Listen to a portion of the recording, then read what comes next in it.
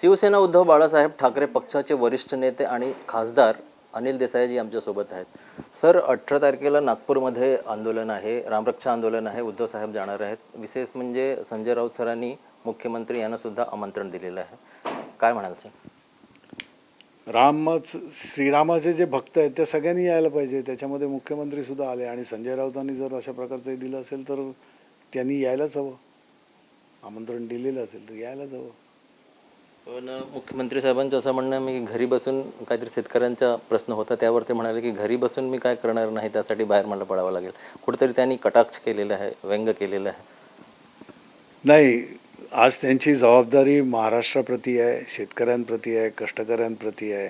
मुख्यमंत्री म्हटल्यानंतर सर्वांगीण जबाबदारी त्यांच्यावर आहे महाराष्ट्राची. त्या जबाबदारीबरोबरच आज जे रामरक्षा म्हणणं किंवा का अशा प्रकारचा जो प्रसंग ओढावलेला आहे त्या प्रसंगामध्ये आज या गोष्टीला वाचा फोडणं, या गोष्टीचं जे काही गूढ आहे याच्यामध्ये की कोण आहेत, कशा रीतीनं हे कोणी केलं हे कृत्य, तर त्यांनासुद्धा शिक्षा होणं, तिथपर्यंत पोहोचणं, याच्यासाठी निषेध नोंदवणं आणि तो दिल्लीच्या कानापर्यंत नेणं हे सुद्धा फार मोठं गरजेचं आहे, कर्तव्य आहे. आणि त्या कामामध्ये सगळ्यांनीच यावं. इथे पक्ष आणि बाकीच्या सगळ्या गोष्टी दूर ठेवून यायला हवं आणि म्हणून संजय राऊतांनी ते पत्र लिहिले. सोनम वांगचुक यांच्या आंदोलनाचा जो आहे तो 19वा दिवस आहे. त्यांची प्रकृती खालवली जात आहे, कोणी लक्ष देत नाही, त्यावर काय म्हणाल सर? शिवसेना उद्धव बाळासाहेब ठाकरे पक्षातर्फे शिवसेना पक्षप्रमुख उद्धवजींनी या बाबतीमध्ये अगदी स्पष्ट भूमिका जाहीर केलेली आहे. त्यांना पाठिंबा जाहीर केलेला आहे. आमचे नेते वगैरे तिथे जात आहेत आणि आम्ही सुद्धा आता अधिवेशन काळामध्ये दिपके आणि या मंडळींबरोबर आम्ही असूच ते. आणि त्यांचा जो एक 20 तारखेला अधिवेशन सुरू झाल्याबरोबर मार्च आहे तिथे, त्या मार्चमध्ये सुद्धा मला खात्री आहे की सगळ्या विविध राज्यातून तरुण वर्ग आणि इतर नागरिकही फार मोठ्या संख्येने उपस्थित होते. सर, मुंबई लोकल ट्रेनमध्ये बोरिवलीमध्ये एक मर्डर झालेला होता, कुर्लामध्ये एक घटना झाली, परत अंबरनाथमध्ये झाली. कुठेतरी कायदा सुव्यवस्थेचा प्रश्न मुंबई किंवा इतर म्हणजे आपल्या राज्यामध्ये आहे असं वाटतं. गृह खातं कुठेतरी काम करत नाही किंवा स्थितील झालेलं आहे. या सर्वच गोष्टी जर पाहिल्या तुम्ही, शेतकऱ्यांचं आज कर्जमाफीचं घोषणा झाली. शेतकरी म्हणतात आम्हाला अजून त्याचा पत्ताच नाही आहे किंवा एक दमडीसुद्धा आमच्या खात्यामध्ये आलेली नाही आहे. कधीच सगळ्या गोष्टी होत आहेत. लॉ अँड ऑर्डरची गोष्ट कराल, कायदा सुव्यवस्था, तर आपण आता सांगितलं त्याप्रमाणे प्रत्येक ठिकाणी सर्वसाधारण नागरिकांना स्वतःच्या सुरक्षेची चिंता वाटू लागली आहे आणि महाराष्ट्रासारख्या या पुरोगामी राज्यालाही शोभत नाही आहे. त्यामुळे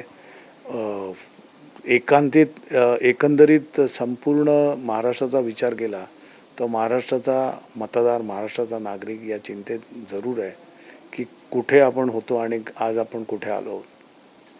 सर, दिल्लीमध्ये SIR जी प्रक्रिया सुरू आहे त्याला मुदतवाढ देण्यात आली आहे. महाराष्ट्रामध्ये सुद्धा सुरू आहे, पण मागणी होत आहे. त्या संदर्भात अजून काही निर्णय झालेला नाही. काही मागणी कराल का? करतील, आम्ही सुद्धा केलेली आहे. कारण हा खूप व्यापक असा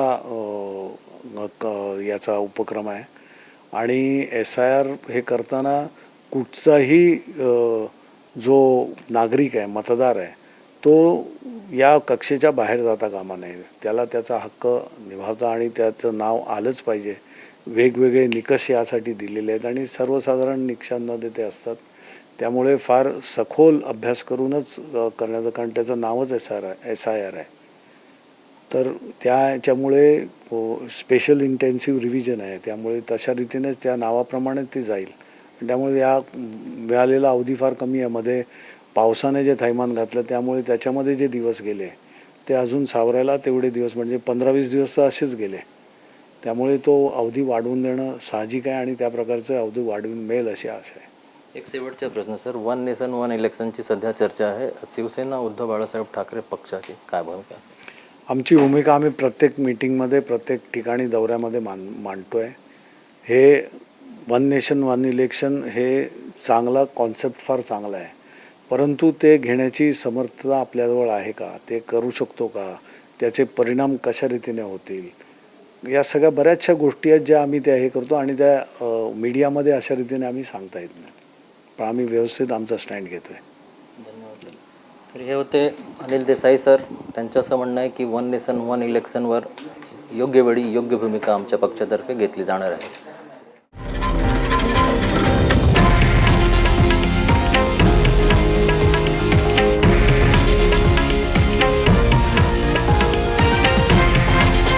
हे आहे देशातील नंबर 1 न्यूज नेटवर्क आणि आपण पाहत आहात TV9 मराठी, एकमेव.